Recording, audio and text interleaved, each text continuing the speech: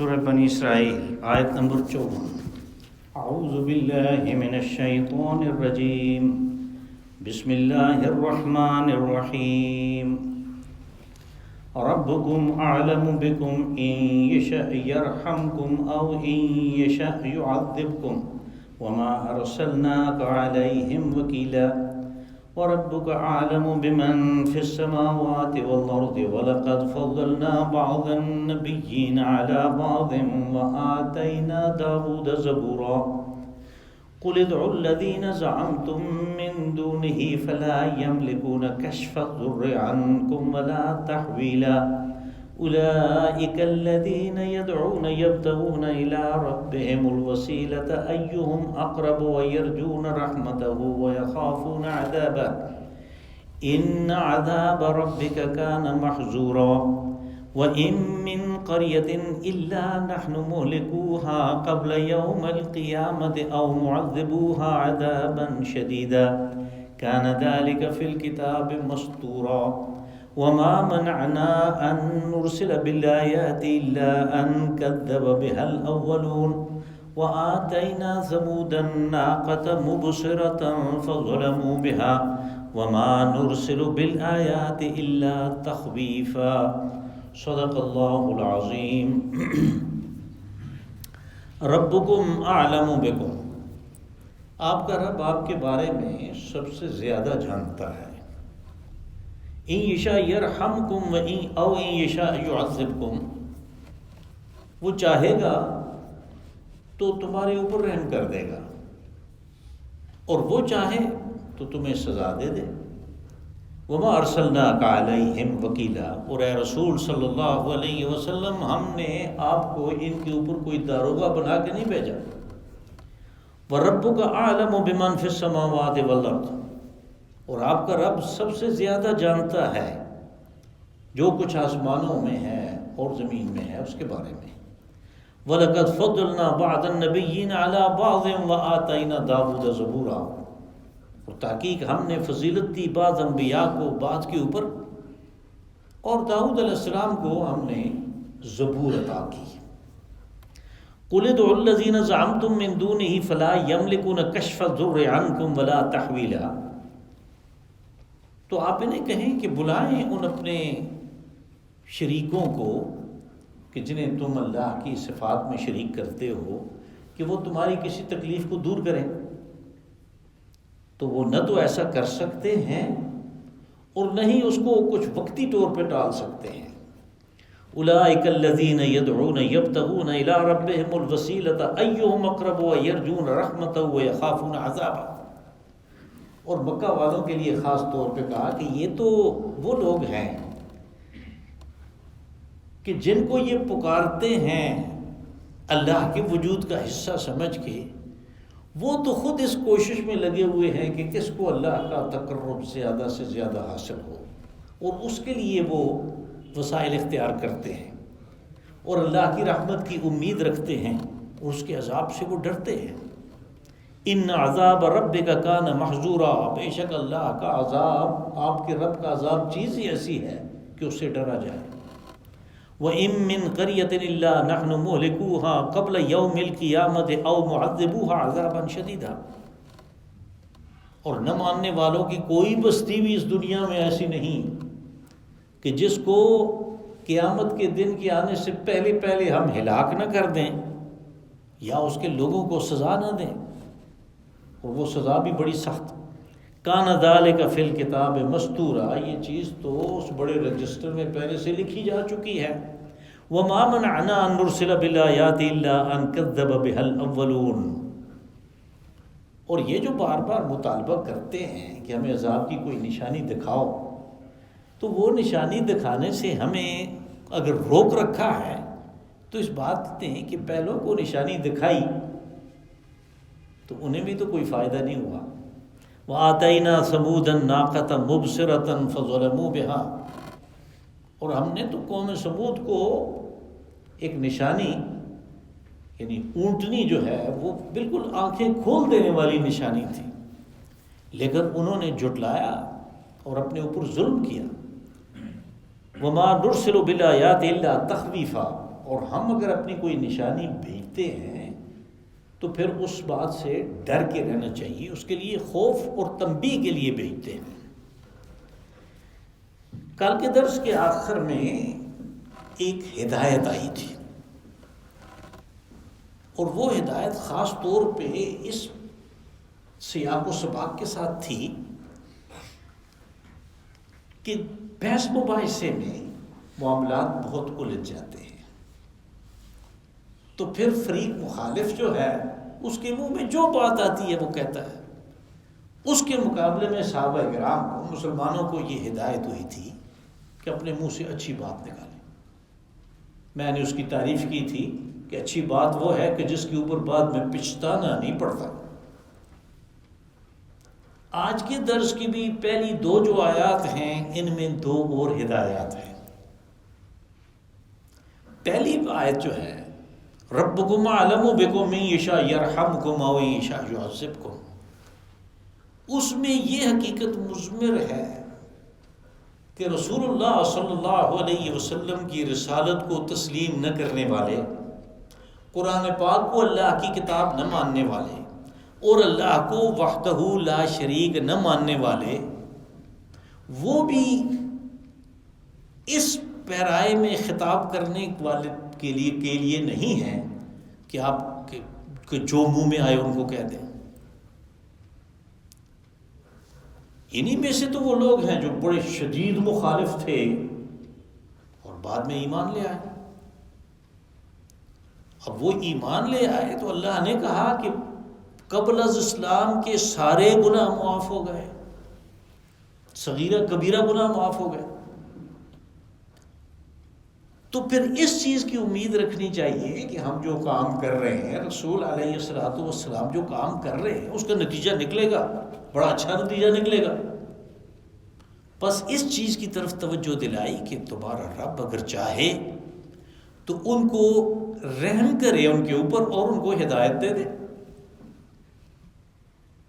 اور پھر اس کے رحم کے نتیجے کے طور پہ ہدایت ہے، اور جس کو ہدایت مل گئی اس کے اوپر پھر اللہ پاک اپنا مزید رحم کرتے ہیں۔ اور کہا کہ جن کو اس نے عذاب دینا ہے، جو اپنے آپ کو عذاب کا مستحق کر لیں گے، پکے کافر ہوں گے اور کسی صورت واپسی کی کوئی شکل اختیار نہیں کریں گے، تو وہ چاہے گا تو ان کو عذاب دے دے گا۔ لیکن چونکہ آپ کو پتہ نہیں ہے، اس لیے آپ ان کے بارے میں یعنی ان کو حقارت کی نظر سے نہ دیکھیں۔ آپ کا رب جانتا ہے کہ ان میں سے کون ہے تو کیسے جلیل القدر ہوں گے۔ یعنی ایک وہ وقت تھا کہ خالد بن ولید نے کتنا نقصان پہنچایا میدان احد میں، بعد کے زمانے میں وہ کیا کچھ کرتے رہے، اور پھر جب رسول اللہ صلی اللہ علیہ وسلم عمرہ کے لیے نکلے سن 6 ہجری میں، تو انہوں نے خالد کو ہی تو 200 گھوڑے سوار دستہ دے کے بھیجا کہ جدھر ملے ان کو مارو اور قتل کرو اور بالکل نہیں آنے دینا ادھر۔ اور یہی خالد بن ولید ہیں کہ جب ایمان لے آئے تو رسول اللہ صلی اللہ علیہ وسلم نے فرمایا کہ سیف من سیوف اللہ، اللہ کی تلواروں میں سے ایک تلوار ہے۔ تو اس لیے پتہ تو کسی کو نہیں ہے، تو کہا کہ ان کو اس نظر سے نہیں دیکھنا۔ آپ کا رب چاہے تو وہ ان کے دل میں بات ڈال دے، وہ ہدایت کو قبول کر لیں، وہ سزا کے مستحق اپنے آپ کو بنا لیں۔ یہ ان کا اور ان کے رب کا معاملہ ہے، آپ اپنی لائن جو ہے اس کو سیدھا رکھیں۔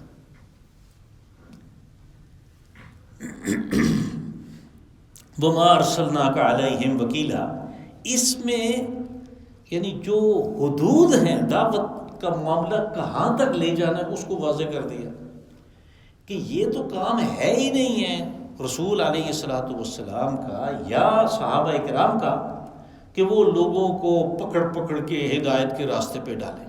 کہا آپ کو ہم نے دروغہ کے طور پہ تو بنا کے نہیں بھیجا، آپ لوگوں کا کام صرف اللہ کے پیغام کو بے کم و کاست پہنچا دینا ہے، اور اس کے بارے میں اگر کوئی اشکال ہے، کسی کو کوئی سوال کرنا چاہتا ہے، وہ اپنے آپ کو وہ وضاحت چاہتا ہے، آپ وہ واضح کریں۔ اور یعنی قرآن پاک کو جو کتاب ہدایت ہے اللہ پاک لوگوں کو ویسے بھی دے سکتے تھے، اللہ کے ہاں کوئی کمی تو نہیں ہے، صبح اٹھتے تو ہر ایک کے گھر میں ایک کتاب پڑھی ہوئی ہوتی، اٹھا کے خود پڑھ لیتا، وہ تو سمجھتے تھے اس کو، لیکن ساتھ رسول کو اس لیے بھیجا کہ اگر کسی کو کوئی اشکال ہے تو وہ اس کی وضاحت کریں گے۔ سورہ نحل میں ہم یہ آیت پڑھ آئے ہیں جس میں یہ بات کہی کہ آپ کو ہم نے اس لیے بھیجا لِتُبَيِّنَ لِلنَّاسِ مَا ذُكِّرَ إِلَيْهِمْ، تاکہ آپ اس بات کی، اس حکم کی، اس چیز کی وضاحت کریں جو ان کی طرف اللہ نے اتارا ہے۔ لِتُبَيِّنَ لِلنَّاسِ مَا نُزِّلَ إِلَيْهِمْ، جب آپ وضاحت کریں گے تو پھر وہ غور کریں گے، لَعَلَّهُمْ يَتَفَكَّرُونَ، پھر وہ غور کریں گے۔ یہ یعنی حد بتا دی کہ یہ حد ہے، اس سے آگے آپ کی ذمہ داری نہیں ہے۔ جس کو پیغام پہنچ گیا، جس کے پاس کوئی اور سوال نہیں ہے، کوئی اعتراض نہیں ہے کہ اس کا جواب دیا جائے، اب اس کا اور اس کے اللہ کا معاملہ ہے، وہ اس کے ساتھ کرے گا جو کچھ کرے گا، آگے آپ کا کام نہیں ہے۔ وَرَبُّكَ أَعْلَمُ بِمَنْ فِي السَّمَاوَاتِ وَالْأَرْضِ، اب یہ ایک خاص اور نقطہ ہے، یعنی ایک اور ہدایت ہے، وہ یہ ہے کہ آدمی اپنے ہر ایک کا ایک اپنا آئیڈیل ہوتا ہے، ایک اپنا، یعنی اس نے ایک اپنے اندر ایک اسٹیچو، ایک بت بنا رکھا ہوتا ہے، اور اس کو وہ تمام دنیا کے لوگوں سے، ہر چیز سے زیادہ فضیلت دینا چاہتا ہے۔ جو کسی کے اندر کوئی اچھی بات ہے وہ کہتا ہے نہیں، اس سے زیادہ میرے اس میں بات ہے۔ معبود کے بارے میں بھی یہی ہے کہ ہر ایک اپنے اپنے معبود کو بڑھ چڑھ کر قرار دیتا ہے۔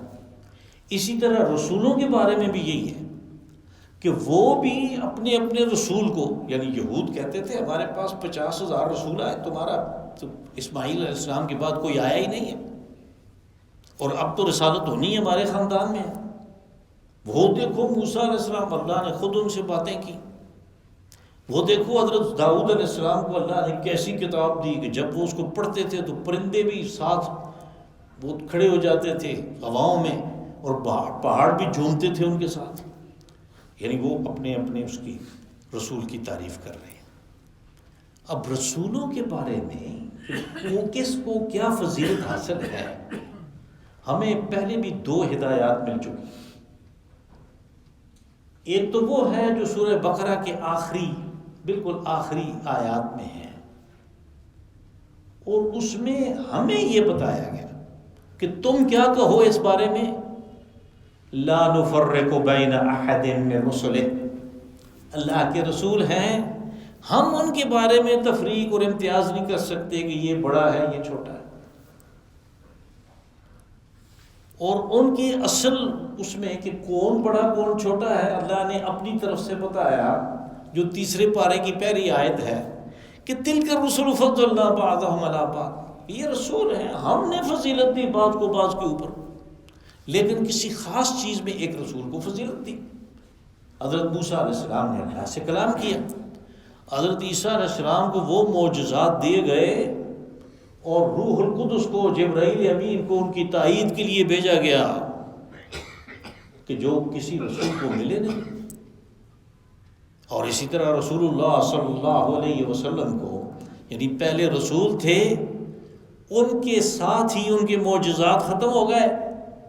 رسول اللہ صلی اللہ علیہ وسلم کی رسالت باقی رہنی ہے، اور باقی ہے، ہم آپ کے عہد رسالت میں ہیں، قیامت آپ کے عہد رسالت میں ہوگی، اس لیے آپ کا معجزہ بھی باقی رہنا ہے، اور وہ ہے قرآن پاک۔ اسی طرح کہا کہ ہم نے بعض معاملات میں بعض کو فضیلت دی، اس میں تمہارا کوئی دخل نہیں ہے، تمہارا کام ہے یہ کہو کہ لا نفرق بین احد من رسلہ، ہم ان کے درمیان کوئی تفریق نہیں کرتے۔ یہ چیز پہلے آ چکی تھی، اب اس آیت میں اس کی طرف پھر اشارہ ہے۔ کہا کہ جو کچھ آسمان اور زمین میں ہے اللہ اس کے بارے میں سب سے زیادہ جانتا ہے۔ عالم جو ہے یہ صیغہ ہوتا ہے مبالغہ کا، یعنی انتہا کا۔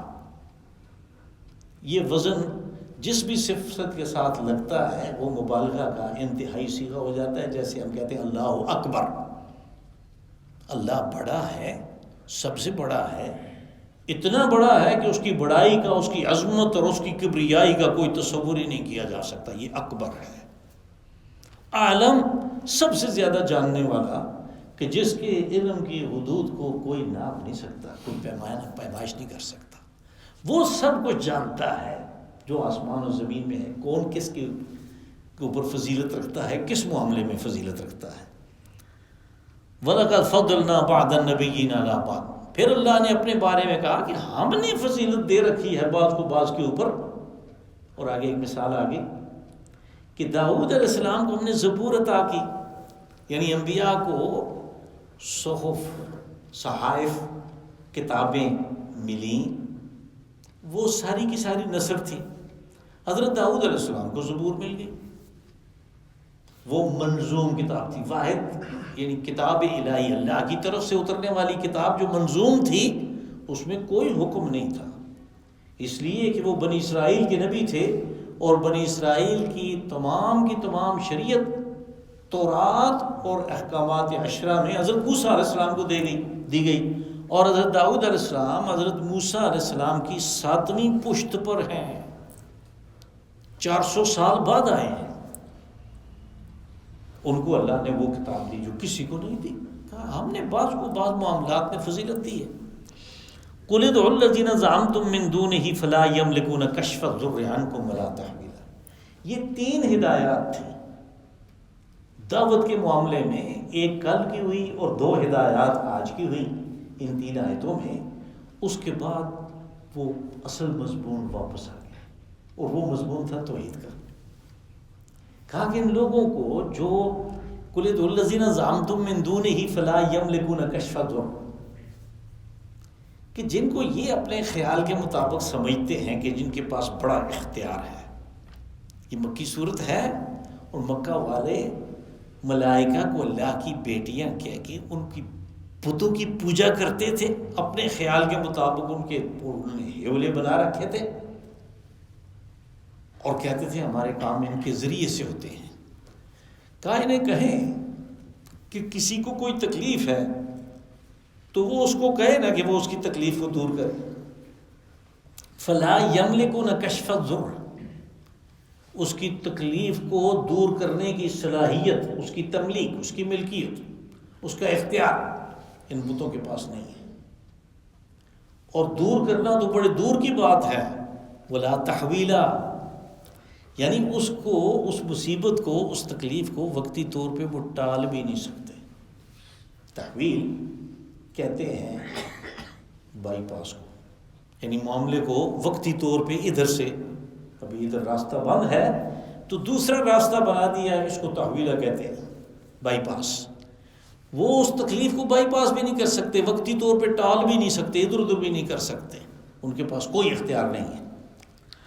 اولئک الذین یدعون یبتغون الی ربہم الوسیلہ، کہ جن کو انہوں نے خدائی میں شریک ٹھہرا رکھا ہے، وہ تو وہ ہستیاں ہیں کہ جو یدعون یبتغون الی ربہم الوسیلۃ وایہم اقرب، کہ وہ تو خود اس تلاش میں رہتے ہیں کہ کیسے اللہ کا تقرب حاصل کریں.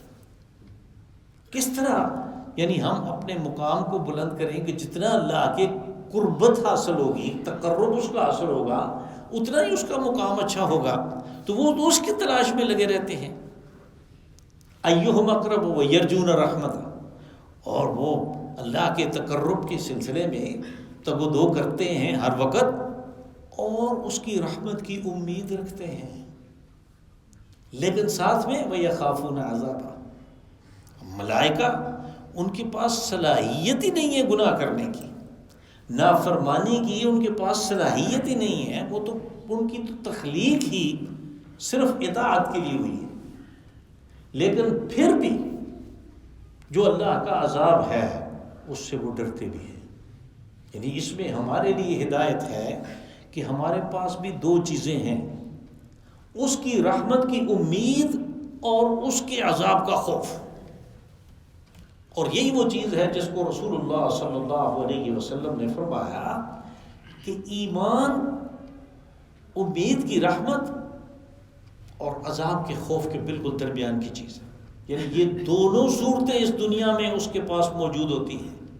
اس کو اللہ کی رحمت کی امید ہوتی ہے کہ میں نے گناہ کر لیے ہیں، میں نے بہت گستاخیاں کر لی ہیں، لیکن میرا اللہ بڑا مہربان ہے، وہ میرے پر رحم کرے گا، اور اس کے عذاب سے بھی ڈرتا ہے ساتھ کہ وہ اپنے انصاف کرنے کے معاملے میں بہت سخت ہے، تو وہ ڈرتا ہے کہ کہیں ایسا نہ ہو کہ میں اس کی گرفت میں آ جاؤں، اس کی پکڑ میں آ جاؤں۔ یہ ایمان ہے ان دونوں کے درمیان۔ ان عذاب ربک کان محذورا، کیا وہ تو گناہ نہیں کرتے، ان کو تو کوئی عذاب کی یعنی صورت ہی نہیں ہے، لیکن پھر بھی اللہ کا عذاب ایسی چیز ہے جس کو وہ قوموں پہ آتا ہوا دیکھتے تو رہے ہیں، اس لیے کہا کہ وہ اللہ کا عذاب چیز ہی ایسی ہے کہ اس سے ڈرا جائے۔ اب اس میں اشارہ ہے ان لوگوں کی طرف جو بار بار کہتے تھے تم عذاب کا کہتے ہو تو نشانی لے آؤ نا، کوئی عذاب لے آؤ ہم بھی دیکھیں عذاب کیسا ہوتا ہے۔ کہا اس کا عذاب جو ہے وہ ڈرنے کی چیز ہے۔ وَإِن مِّن قَرْيَةٍ إِلَّا نَحْنُ مُهْلِكُوهَا قَبْلَ يَوْمِ الْقِيَامَةِ أَوْ مُعَذِّبُوهَا عَذَابًا شَدِيدًا۔ کہ اس قسم کے نافرمانوں کی کوئی بستی اس دنیا میں ایسی نہیں ہے کہ جس کو قیامت سے پہلے پہلے ہم ہلاک نہ کر دیں۔ قریہ بستی کو کہتے ہیں، مرکزی بستی کو خاص طور پہ، لیکن یہ ایک عربی زبان کا اپنا قاعدہ ہے جو ہمارے ہاں اردو وغیرہ میں استعمال نہیں ہوتا، کہ وہ کبھی ظرف کہہ کے مظروف مطلوب لیتے ہیں اور کبھی مظروف بولتے ہیں اور اس کا معنی ظرف کرنا پڑتا ہے۔ یہاں بھی یہ ظرف ہے، قریہ ایک برتن ہے جس میں انسان رہتے ہیں، ظرف، اور قریہ کہا تو اس سے مراد وہ لوگ ہیں جو اس کے اندر رہتے ہیں۔ کیا کوئی ایسی بستی نہیں ہے کہ جس کے لوگوں کو ان کی گستاخی کی پاداش میں قیامت سے پہلے پہلے ہلاک نہ کر دیا جائے یا سخت سزا نہ دی جائے۔ اب ہلاک اور سزا دو علیحدہ علیحدہ اس لیے کہا کہ جب عذاب عمومی آتا ہے تو اس میں اچھے اور برے سارے جو ہیں وہ رگڑے جاتے ہیں، لیکن جب سزا دینا مقصود ہوتا ہے تو پھر عذاب صرف ان کو، سزا صرف ان کو دی جاتی ہے کہ جو سزا کے مستحق ہیں، جو باقی ہیں ان کو بچا لیا جاتا ہے، جیسے قوموں کے واقعات میں ہم پڑھائے ہیں۔ کان ذالک فی الکتاب مستورا، کہا یہ بات ایک اصول کے طور پر ہے جو اللہ نے اپنے پاس لکھ رکھی ہے پہلے سے، یعنی اس میں کوئی تبدیلی نہیں ہے۔ اصول یہی ہے کہ گستاخی کا نتیجہ، نافرمانی کا اور شرک کا نتیجہ ہلاکت ہے، کہا یہ پہلے سے لکھا ہوا۔ وما منعنا ان نرسل بالآیات الا ان کذب بها الاولون، کہا یہ بہت زیادہ مطالبے کر رہے ہیں کہ ہمیں عذاب دکھاؤ، ہمیں عذاب کی نشانی دکھاؤ، تو یہ بھی تمہیں بتا دوں کہ ہمیں کس چیز نے روک رکھا ہے۔ وما منعنا، ہمیں کس چیز نے روک رکھا ہے، یعنی اللہ کے تو اختیار میں ہے، وہ کہتے ہیں تو وہ ان کو دکھا سکتا ہے، لیکن بات بیان ہوئی کہ وَمَا مَنَعْنَا نُرْسِلَ بِالْآيَاتِ إِلَّا أَن كَذَّبَ بِهَا الْأَوَّلُونَ، پہلے والوں نے، پہلی قوموں نے مطالبہ کیا، ہم نے انہیں دکھائیں اپنی نشانیاں، ہم نے انہیں معجزات دکھائے ان کے مطالبے پہ، اس کا نتیجہ کیا نکلا؟ اس کا فائدہ تو انہیں کوئی نہیں ہوا، الٹا نقصان ہوا، اس لیے کہ انہوں نے شرط لگائی تھی ایسے کر دو ہم ایمان لے آئیں گے۔ جب نبی کی بھی خواہش ہوئی، اس کے ساتھیوں کی بھی خواہش ہوئی، تو اللہ نے وہ معجزہ دکھا دیا۔ جب معجزہ آ گیا مطالبے کے اوپر اور پھر تسلیم نہیں کیا تو پھر اس کا نتیجہ بربادی اور ہلاکت کی صورت میں برآمد ہوا۔ قوموں کے ساتھ یہ ہوا، یہ ایک اصول ہے۔ حضرت عیسیٰ علیہ السلام کے جو حواریین تھے انہوں نے مطالبہ کیا کہ ربنا انزل علینا مائدۃ من السماء، کہ ہمیں آسمان سے ایک دسترخوان بھیج جس کے اوپر کھانے چنے ہوئے ہوں، ہم وہ کھائیں، یعنی ہمارے سامنے وہ اترے، ہم وہ کھائیں، ہماری تسلی ہو کہ ہم صحیح لائن پہ جا رہے ہیں۔ ان کو اللہ پاک نے کہا، جب ان کی اس خواہش کا اظہار حضرت عیسیٰ علیہ السلام نے بھی کر دیا کہ یہ کہہ رہے ہیں بار بار تو آپ کریں پھر، تو اللہ پاک نے فرمایا کہ اگر اس کے بعد انہوں نے کوئی کسی قسم کی گستاخی کی تو میں وہ سزا دوں گا کہ جو اس سے پہلے کسی قوم کو نہیں ہوئی۔ قرآن پاک نے اس بات کو یہاں پہ ختم کر دیا، یعنی اندازہ یہ لگتا ہے کہ پھر وہ باز آ گئے، انہوں نے کہا کہ نہیں، غلطیاں تو ہوتی رہتی ہیں، تو کہیں ایسے نہ ہو کہ پھر اس سخت سزا کے مستحق اپنے آپ کو ٹھہرا لیں، اس لیے کہ وہ خوارجین تھے، وہ ایمان پہلے سے لا چکے تھے۔ اب جن لوگوں نے ایمان نہیں لایا اور ایمان کے لیے شرط معجزے کو رکھی اور ان کو معجزہ دکھایا، انہوں نے نہیں تسلیم کیا۔ پہلی قوموں میں یہ عمومی بات تھی، یہاں پہ صرف ایک کی مثال دی کہ وَآتَيْنَا ثَمُودَ النَّاقَةَ مُبْصِرَةً، مبصرہ کہتے ہیں اس چیز کو جو آنکھیں کھول دینے والی ہو، یعنی ہم نے ان کے مطالبے پہ ان کو ایک اونٹنی کا بہت زبردست معجزہ عطا کیا، جس کی تفصیل پہلے سورہ ہود میں اور اعراف میں واقعات میں آ چکی ہے، کہ وہ معجزہ ایسا تھا کہ وہ تو بالکل یعنی آنکھیں کھولنے والی چیز تھی، انہیں تو بڑی آرام سے اس کے بعد ان کے مطالبے پہ ہوا، اور وہ دیکھنے کے بعد انہیں آرام سے ایمان لانا چاہیے تھا، لیکن ایمان لانے کے بجائے انہوں نے الٹا اس کے اوپر ظلم کیا، اس اونٹنی کو کی کونچی کاٹ دی اور یوں وہ ہلاک ہو گئی۔ اور حالانکہ جب وہ ایمان نہیں لائے تو اونٹنی تو چل پھر رہی تھی، تو حضرت صالح علیہ السلام نے انہیں کہا تھا کہ یہ اللہ کی اونٹنی ہے، اس کو نقصان نہیں پہنچانا، انہوں نے اس کو قتل کر دیا۔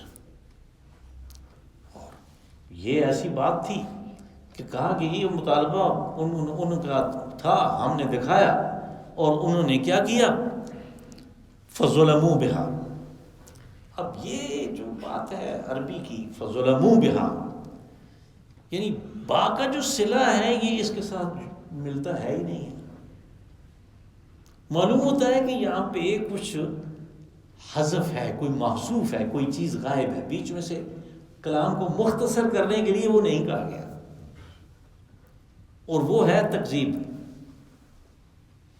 فَكَذَّبُوهُ فَظَلَمُوا، یعنی فَظَلَمُوا أَنفُسَهُمْ وَكَذَّبُوا بِهَا، یہ صحیح ہوگا کہ انہوں نے ظلم تو اپنے اوپر کیا اور اپنے رسول کی رسالت کو، اللہ کی توحید کو جھٹلا دیا۔ فَكَذَّبُوا بِهَا وَمَا نُرْسِلُ بِالْآيَاتِ إِلَّا تَخْوِيفًا، کا بات یہ ہے کہ ہم تو اگر کوئی نشانی بھیجتے ہیں، کوئی معجزہ دکھاتے ہیں، تو وہ اس لیے ہوتا ہے کہ لوگوں کو تنبیہ ہو، وہ ڈریں، وہ توجہ کریں، وہ اپنے لائن کو تبدیل کریں۔ یہ اس کے بجائے الٹا اکڑ جاتے ہیں، قوم سمود نے الٹا اس اونٹنی کو ہی قتل کر دیا۔ اللہم صلی وسلم وبارک وانعم علی عبدک ورسولک ونبیک محمد